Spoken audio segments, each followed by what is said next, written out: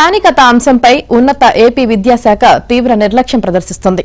ఓవైపు పక్క రాష్ట్రం తెలంగాణ నెల రోజుల ముందే ఏపీ విద్యార్థులకు కోటా లేదని తేల్చేగా ఆంధ్రప్రదేశ్ ఉన్నత విద్యాశాఖ మాత్రం ఇంకా ఆలోచన స్థాయిలోనే ఉంది.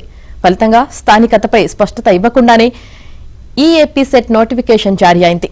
పరీక్ష రాయడానికి తెలంగాణ విద్యార్థులు కూడా అర్హులే అయినా సీటు కేటాయింపుపై మాత్రం గ్యారంటీ లేదని పేర్కొంది. ప్రభుత్వ నిర్ణయానికి అనుగుణంగా సీట్ల కేటాయింపు ఉంటుందని స్పష్టం చేసింది.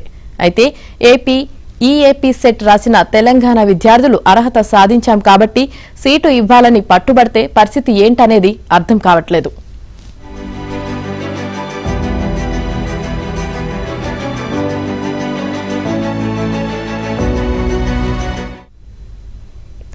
ఉన్నత విద్యలో ప్రాంతాల ఆధారంగా అన్రిజర్వ్డ్ కోటా అమలవుతుంది.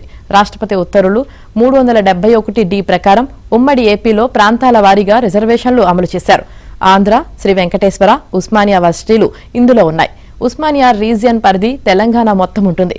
ఏపీలో 2 భాగాలుగా ఆంధ్ర, శ్రీ వెంకటేశ్వర ఉన్నాయి. ఈ 3 వర్సిటీలను రీజియన్లుగా తీసుకుంటారు. ఇందులో ప్రతి వర్సిటీకి 85% స్థానిక కోటా ఉంటుంది.